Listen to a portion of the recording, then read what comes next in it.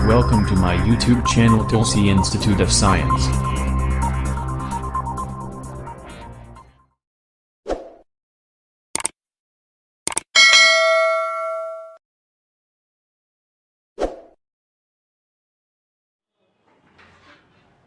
चलिए देखते हैं, हम लोग स्टार्ट करते हैं। आज दिया हुआ है आपको किसी वस्तु पर आवेश की न्यूनतम मात्रा कम नहीं हो सकती है। तो कम नहीं हो सकती है, किससे कम नहीं हो सकती है? फर्स्ट दिया है ऑप्शन आपको, फर्स्ट ऑप्शन दिया हुआ है ए में 1.6 इंटू 10 का पावर -19 कूलम, बी में दिया हुआ है 3.2 इंटू 10 का पावर -19 कूलम, सी में दिया हुआ है 4.8 इंटू 10 का पावर -19 कूलम और डी में दिया हुआ है 1 कूलम। आप लोग फर्स्ट चैप्टर में पढ़े थे, जो आवेश का प्रॉपर्टी हम लोग पढ़े थे, उसमें बताया गया था आवेश का क्वांटमीकरण। हम बोले थे आवेश को हम लोग गिन सकते हैं, वो भी इलेक्ट्रॉन के फॉर्म में गिन सकते हैं। ठीक, तो जब भी किसी भी आवेश को, किसी भी वस्तु पर आवेश होगा तो आवेश कम से कम 1 इलेक्ट्रॉन होगा। ठीक, कम से कम कितना होगा? 1 इलेक्ट्रॉन। उससे कम आवेश किसी को आप नहीं दे सकते हैं। तो आपका 1 इलेक्ट्रॉन पर चार्ज होता है आपका 1.6 इंटू 10 का पावर -19 होता है। तो आपका इसमें भी ऑप्शन हो जाएगा 1.6 इंटू 10 का पावर -19। इससे कम आवेश नहीं हो सकता है। ठीक, नेक्स्ट क्वेश्चन आपका है,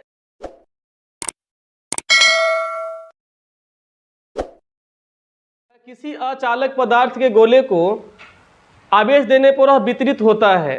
ठीक, वितरित होता है दिया हुआ है सतह पर, सतह के अंदर भी और केवल भीतर। ऑप्शन डी में दिया हुआ है इनमें से कोई नहीं। सोचने वाली बात है, क्वेश्चन आपको केवल कंफ्यूज किया है। यहाँ पे दिया हुआ है अचालक पदार्थ। क्या दिया हुआ है यहाँ पे? अचालक पदार्थ दिया हुआ है। ठीक, तो अचालक पदार्थ मतलब जिससे होकर आवेश का प्रवाह होता ही नहीं हो, जिससे होकर आवेश का प्रवाह नहीं होता है, उसे हम लोग कैसा पदार्थ कहते हैं?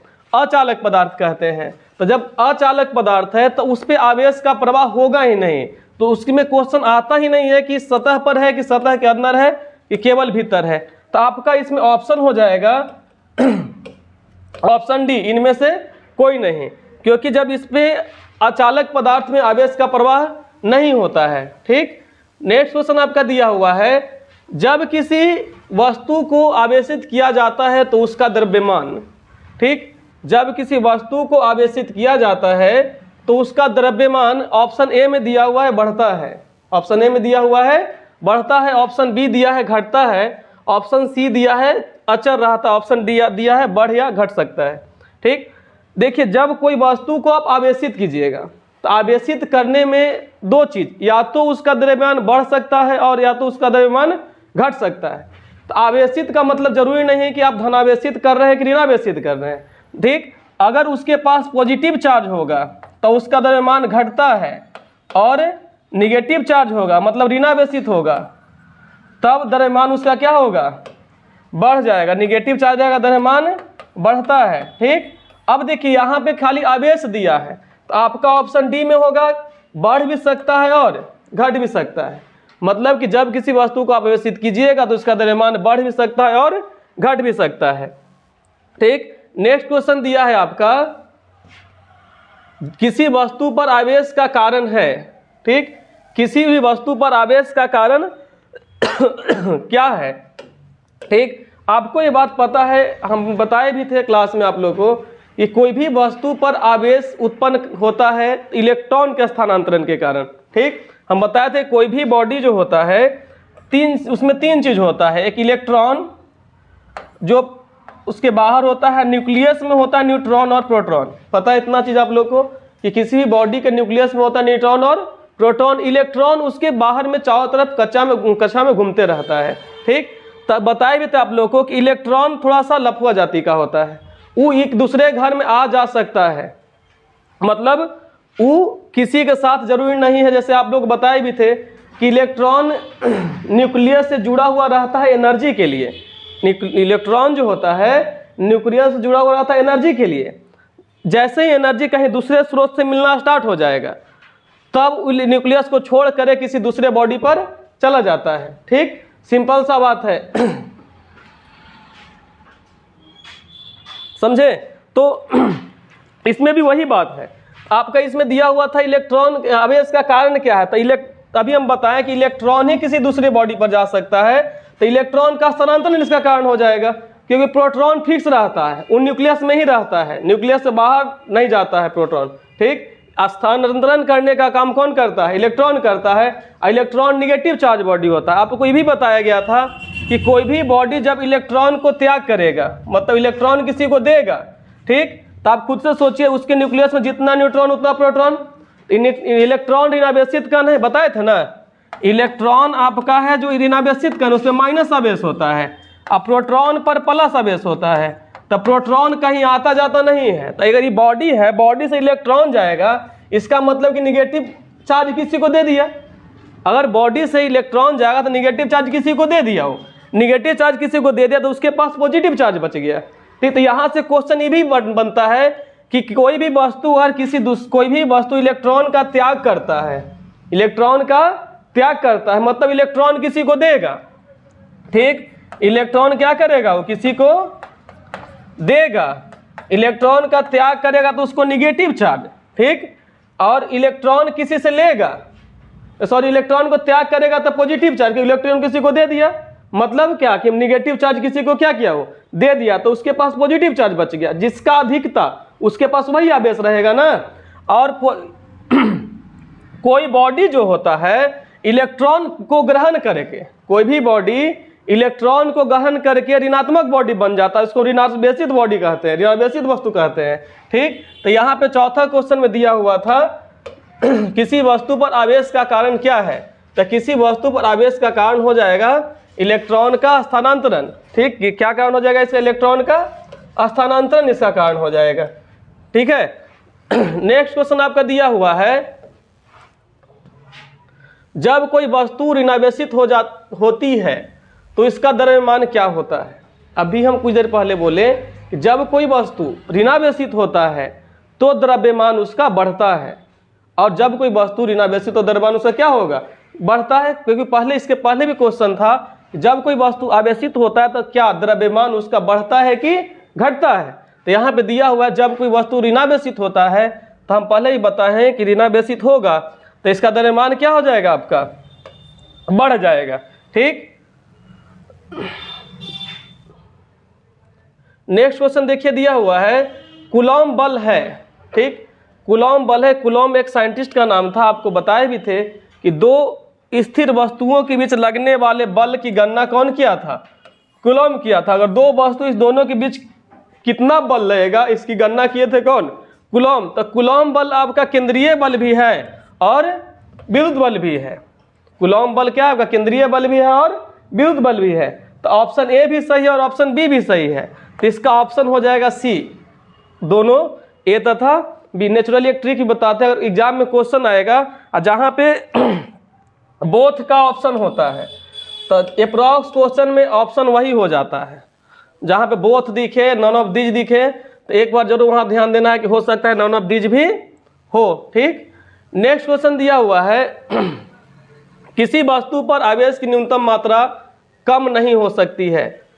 सेम क्वेश्चन है, बताए थे पहले, किसी वस्तु पर आवेश की मात्रा कितना से कम नहीं हो सकता है? तो एक इलेक्ट्रॉन पर जितना आवेश है उससे कम उस वस्तु पर आवेश की मात्रा नहीं हो सकती है। कि बोले भी था आप लोगों को कि कभी भी वस्तु या किसी वस्तु से आवेश का आदान प्रदान होता है तो इलेक्ट्रॉन के फॉर्म में होता है, हम काउंट करके किसी को देते हैं। ठीक, तो यहाँ पे हो जाएगा इसका भी ऑप्शन नंबर ए हो जाएगा। ठीक है, नेक्स्ट क्वेश्चन दिया हुआ है आपका 1 स्टैट कूलम इक्वल टू क्या होता है?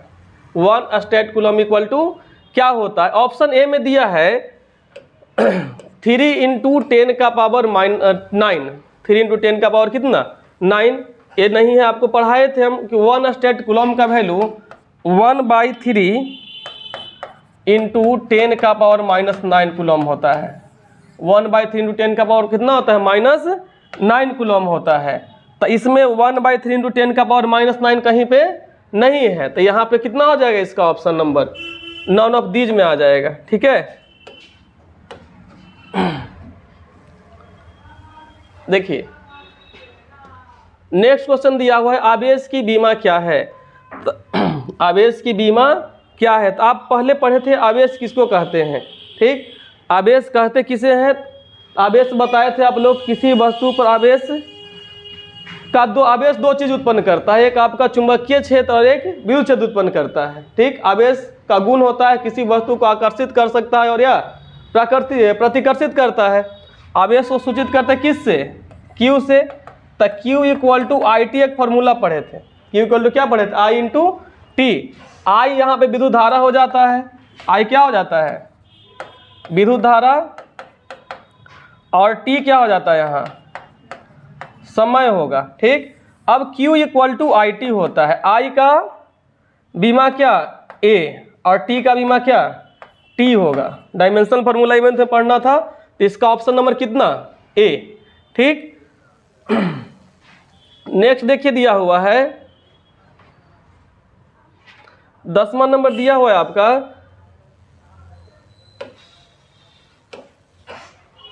आवेश का एसआई मात्रक क्या होता है?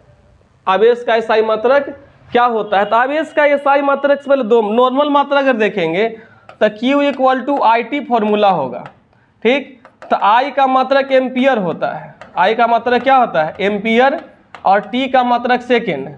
एम्पियर सेकेंड भी हो सकता है इसका मात्रक, मगर यहाँ पूछा है आवेश का एसआई मात्रक, तो आवेश का एसआई मात्रक कूलम होता है। देखिए अप्रॉक्स आवेश का जब भी चैप्टर रहेगा जो नॉर्मल आवेश से रिलेटेड है, तो आवेश में कूलम ही आएंगे, क्योंकि कूलम ही इसका मेन टॉपिक है। आवेश का जो दोनों आवेशों के बीच लगने वाला बल का भी गणना कूलम का नियम से किया गया है। ठीक, तो आवेश का मात्रक क्या होगा आपका? कूलम होगा। नेक्स्ट क्वेश्चन दिया हुआ है आपका, एक इलेक्ट्रॉन पर आवेश होता है, एक इलेक्ट्रॉन पर आवेश कितना होता है? अभी सारा चीज इसके बारे में बताए थे हम आपको कि कोई भी बॉडी में इलेक्ट्रॉन पर आवेश और प्रोटॉन पर आवेश इक्वल होता है। जितना इलेक्ट्रॉन पर आवेश उतना ही आवेश किस पे? प्रोटॉन पर। मतलब कि charge of electron equal to charge of proton, but condition वहाँ पे यही होता है कि इलेक्ट्रॉन ऋणावेशित कण होता है और प्रोटॉन धनावेशित कण होता है। आपसे कोई पूछ देगा कि न्यूट्रॉन पर कितना आवेश होता है, न्यूट्रॉन पर कितना आवेश होता है, तो न्यूट्रॉन पर कोई आवेश नहीं होता है, न्यूट्रॉन अनावेशित कण है, न्यूट्रॉन पर कोई आवेश नहीं होता है। ठीक, तो इलेक्ट्रॉन पर आवेश कितना? 1.6 इंटू 10 का पावर माइनस 19 कूलम है ना। ऑप्शन नंबर कितना हो जाएगा आपका? बी हो जाएगा। ठीक, नेक्स्ट देखिए दिया हुआ है आपका, निम्नलिखित में किसका अस्तित्व संभव नहीं है? अस्तित्व मतलब हो सकता है कि नहीं हो सकता है, यही ना। सबसे पहले तो ये चीज समझना पड़ेगा, अस्तित्व कहते किसको है? अस्तित्व का मतलब वैसा संभव है, तो संभव इसमें है कि नहीं देखने के लिए आपको करना क्या पड़ेगा? यहाँ पे देखिए दिया हुआ है, ऑप्शन को पहले समझिए। ऑप्शन दिया हुआ 3.2 इंटू 10 का पावर माइनस 19 कूलम। ठीक है, उसके बाद क्या दिया है आपका?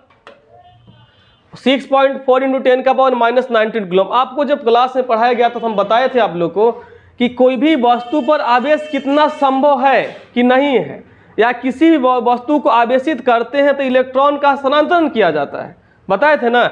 और वहां पे इलेक्ट्रॉन का क्वांटमीकरण पढ़ना था। क्या पढ़ना था? इलेक्ट्रॉन का क्वांटमीकरण। फॉर्मूला होता था इसका Q equal to IT। Q equal to क्या होता था? IT। एक तो आवेश का एक फॉर्मूला होता था आपका Q equal two plus minus NE होता था इलेक्ट्रॉन का क्वांटमीकरण का, और उसके बाद इस फॉर्मूला को पढ़े थे हम लोग। ठीक, तो हमको मतलब किससे है? इससे है। Q equal two plus minus किससे? NE से। ठीक, ये आवेश का क्वांटमीकरण में फॉर्मूला पढ़े थे। हम आपको बताए भी थे कि कोई भी वस्तु पर आवेश की मात्रा इलेक्ट्रॉन की संख्या पर निर्भर करता है। हम बोलेंगे आपको क्या इतना, ऑप्शन में 4 ऑप्शन दिया हुआ है, तो इसमें से कौन सा आवेश संभव है? ठीक, तो इसमें हम शब्द जितना भी चार्ज का मैग्नीट्यूड दिया हुआ है, आवेश का परिमाण दिया हुआ है, उस सारा आवेश का परिमाण से हम इलेक्ट्रॉन की संख्या निकाल लेंगे। अगर n आपका पूर्ण संख्या में आ जाता है, ऐसे भी n क्या होगा यहाँ? पूर्ण संख्या। ठीक, तो अगर n पूर्ण संख्या सब में आ जाएगा तब उतना आवेश संभव है। अगर n पूर्ण संख्या नहीं आएगा तो आवेश संभव नहीं है। तो ऑप्शन फर्स्ट देखिए दिया हुआ है Q इक्वल टू दिया हुआ है 3.2 इंटू 10 का पावर माइनस 19 दिया हुआ है, ठीक। और Q इक्वल टू होता है क्या बाबू, N ही होता है। तो हमको निकालना है क्या, N। तो N equal to Q by E formula होगा ना। तो Q का वैल्यू कितना दिया हो, 3.2 इंटू 10 का पावर माइनस 19। I का वैल्यू दिया होता है आपका 1.6 इंटू 10 का पावर माइनस 9। देखिए कैंसिल हो जाएगा, 2 से कैंसिल हो जाएगा। तो यहाँ N का वैल्यू 2 आ गया ना, ठीक। मतलब इतना आवेश पॉसिबल है, ये पॉसिबल है, ठीक। अब सेकेंड को हम देखते हैं, समझे। सेकेंड में देखिए दिया हुआ है Q इक्वल टू दिया है 6.4 इंटू 10 का पावर माइनस 19 कूलम। हम निकालेंगे N का वैल्यू, ठीक। N का वैल्यू निकालेंगे हम, तो 6.4 इंटू 10 का पावर कितना होगा, माइनस 19 बाई 1.6 इंटू 10 का पावर माइनस 19। देखिए कैंसिल होगा, ये भी 4 से कैंसिल हो जाएगा। तो यहाँ N इक्वल टू कितना आ जाएगा, 4 आएगा। मतलब ऑप्शन बी भी पॉसिबल है, मतलब आवेश का जो परिमाण है संभव है। अब ऑप्शन सी को देखते हैं, ठीक। ऑप्शन सी दिया हुआ है Q इक्वल टू 2.4 इंटू 10 का पावर माइनस 19। तो हम निकालेंगे यहाँ से N का वैल्यू, ठीक। N इक्वल टू क्या होता है, Q बाई ई। तो देखो 2.4 इंटू 10 का पावर माइनस 19 दिया हुआ है Q का वैल्यू। अब E का वैल्यू आपको कांस्टेंट याद है ना, 1.6 इंटू 10 का पावर माइनस 19 दिया हुआ है। देखिए ये दोनों कैंसिल होगा, E कैंसिल हो रहा है, कंप्लीट तो कैंसिल नहीं हो रहा है। 2.4 को अगर 1.6 से कैंसिल करना चाहेंगे तो कंप्लीट नहीं हो रहा है, ये भी डेसिमल फ्रैक्शन में आ रहा है। तो हमने क्या बोला कि N का वैल्यू पूर्ण संख्या आएगा तब पॉसिबल है। तो N का वैल्यू से पूर्ण संख्या नहीं ना आ रहा है, तो ऑप्शन मिल गया आपको C। जब ऑप्शन C मिल गया तो जरूरी नहीं है कि हम ऑप्शन D को भी देखेंगे, है ना, कि आपको इसमें कोई एक ही ऑप्शन सेलेक्ट करना था, ठीक। ऐसे भी ऑप्शन डी देखिएगा, उसका पॉसिबल है आवेश, 1 इलेक्ट्रॉन का आवेश इतना होता है, ठीक।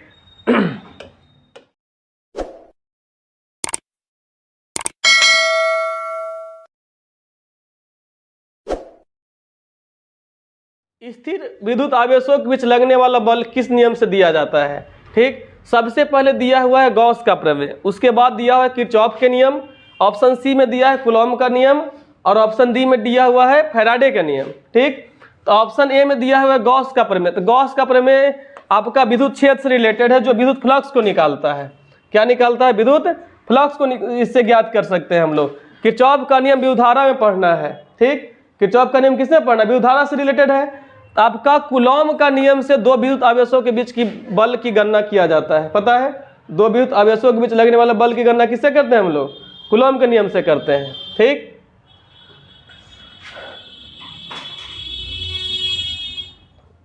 नेक्स्ट क्वेश्चन दिया हुआ है आपका, दो आवेशों के बीच की दूरी दुगनी करने से बीच का बल, यहाँ थोड़ा सा क्वेश्चन गलत हो गया है, दो आवेशों के बीच की दूरी दुगनी करने से बीच का बल होगा, ठीक। तो यहाँ पे दिया हुआ है, ऑप्शन ए में दिया है दुगना हो जाएगा, ऑप्शन ए में क्या दिया है, दुगना हो जाएगा। ऑप्शन बी दिया हुआ है आधा हो जाएगा, ऑप्शन डी दिया हुआ है 4 गुना हो जाएगा, और ऑप्शन डी दिया हुआ है 1/4 होगा, ठीक। तो पहले इस चीज को हम समझेंगे कि सोल्व करके देख लेते हैं। मान लीजिए कि पहला आवेश का परिमाण Q1 है, ठीक। एक और आवेश है, उसका परिमाण Q2 है, इसके बीच का डिस्टेंस मान लेते हैं R है, ठीक। ये पहला कंडीशन है। इसके बीच का अगर हम बल निकालेंगे, F इक्वल टू होता है K into Q1 Q2 by क्या, R², ठीक। तो पहले बल का परिमाण इतना आया, बोला कि अब इसके बीच का दूरी को दुगना कर दीजिए। दूरी को दुगना कीजिएगा तो ये Q1 हो जाएगा, यहाँ पे क्या हो जाएगा, Q2 हो जाएगा।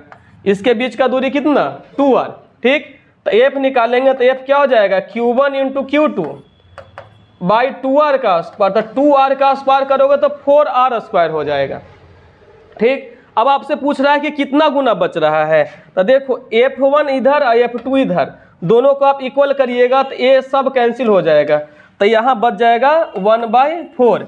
तो हम कह सकते हैं कि पहले वाला बल का ही 1/4 है, पहले वाला का बल क्या है, 1/4 है। तो ऑप्शन में क्या हो जाएगा, डी हो जाएगा। ऐसे ही पढ़े थे आप लोग, जब कूलॉम का नियम बताया गया तो आपको बताए थे कि दो वस्तुओं के बीच लगने वाला बल दोनों के आवेशों के परिमाण के गुणनफल के समानुपाती होता है। मतलब क्या, कि जब उसका आवेश का परिमाण बढ़ाइएगा तब बल का परिमाण बढ़ेगा, और आवेश का परिमाण घटाइएगा तो बल का परिमाण घटेगा। दूसरा नियम बताए थे आप लोग को कि इसके बीच लगने वाला बल उसके बीच की दूरी के वर्ग के व्युत्क्रमानुपाती होता है। उसके बीच की दूरी के वर्ग के व्युत्क्रमानुपाती होता है। ठीक, मगर उसका मतलब क्या हुआ कि अगर उसके बीच का दूरी बढ़ाएंगे तो बल का मान घटेगा। ठीक, बल का मान क्या हो जाएगा, घटेगा, और भी घटेगा भी तो स्क्वायर के फॉर्म में घटेगा। ठीक, नेक्स्ट दिया हुआ है आपका 15 नंबर दिया क्वेश्चन, एक कूलम वह आवेश है जो शून्य में 1 मीटर की दूरी पर स्थित आवेश पर बल लगाता है। ठीक, बल लगाता है तो बल का परिमाण निकालना है। पूछ रहा है आपसे कि एक कूलम आवेश है, Q का वैल्यू कितना है आपका, Q का वैल्यू है आपका 1 कूलम है, और R का वैल्यू क्या है आपका 1 मीटर है। आपको निकालना क्या है, F निकालना है, मतलब बल का परिमाण निकालना है। तो F इक्वल टू क्या होता है K और Q1 Q2 by R square. F equal to K into Q1 Q2 का तो वैल्यू 1 हो जाएगा, 1/1। F इक्वल टू K तो एक K आपका कांस्टेंट, तो कांस्टेंट का वैल्यू कितना बताए थे 9 इंटू 10 का पावर 9 हो जाएगा ना। तो उसका वो वाला यूनिट नहीं, यहाँ तो फोर्स का यूनिट आ जाएगा। ऐसा नहीं है कि जो कांस्टेंट था वहाँ पे यूनिट इसका रखना है। अगर बल निकाले तो हो जाएगा 9 इंटू 10 का पावर 9 न्यूटन। ऑप्शन नंबर कितना सी होगा। ठीक, नेक्स्ट क्वेश्चन दिया हुआ है आपका 16 नंबर दिया हुआ है, मुक्त आकाश की प्रवाहिता होती है, मतलब परमिटिविटी ऑफ फ्री स्पेस। ये भी कांस्टेंट बताए भी थे आप लोग को। एप्सिलॉन नोट का वैल्यू होता है 8.85 इंटू 10 का पावर -12। ये चीज़ यहाँ पे यूनिट भी याद रख लीजिएगा। ठीक, तो ऑप्शन नंबर कितना हो जाएगा इसका सी हो जाएगा। ठीक, नेक्स्ट क्वेश्चन दिया हुआ है राशि, यहाँ पे देखिए छूट गया है आपका, राशि होगा यहाँ 1/4 पाई एप्सिलॉन नोट। आप लोग लिख लीजिएगा जो कांस्टेंट था, राशि 1/4 पाई एप्सिलॉन नोट का मान क्या होता है। ठीक, तो 1/4 पाई एप्सिलॉन नोट का मान क्या होता है, अभी कुछ देर पहले बताया K का वैल्यू होता है 1/4 पाई एप्सिलॉन नोट। ठीक, तो जो वैल्यू K का वही वैल्यू होगा आपका कितना 1/4 पाई एप्सिलॉन नोट का 9 इंटू 10 का पावर 9 न्यूटन मीटर स्क्वायर पर कूलम स्क्वायर। यूनिट को भी देखिए क्योंकि बहुत जगह आपका यूनिट में ही गलती किया हो रहा था, ऑप्शन सारा सेम रहेगा। ठीक, तो ऑप्शन नंबर कितना हो जाएगा इसका ए होगा। नेक्स्ट क्वेश्चन दिया हुआ है आपका विद्युतशीलता का मात्रक क्या होता है। ठीक, विद्युतशीलता का मात्रक क्या होता है। एक्चुअली ये क्वेश्चन आपका मैग्नेट का है। ठीक, आवेश का क्वेश्चन है नहीं, तो वो मैग्नेट जब पढ़ाएंगे तो उसमें ज़्यादा एक्सप्लेन करवाएंगे। ऐसे विद्युतशीलता का मात्रक होता है फैराडे पर मीटर, फैराडे पर क्या मीटर। नेक्स्ट क्वेश्चन देखिए दिया हुआ है किसी माध्यम की आपेक्षिक प्रवैधता एप्सिलॉन आर। आपेक्षिक प्रवैधता का मतलब रिलेटिव परमिटिविटी। ठीक, तो बोले थे आपेक्षिक प्रवैधता, आपेक्षिक प्रवैधता का फॉर्मूला बढ़ाया हुआ था, आपको पढ़े भी थे। आपेक्षिक प्रवैधता बराबर होता है उस माध्यम की प्रवैधता, या तो माध्यम की प्रवैधता बटा निर्वात की प्रवैधता।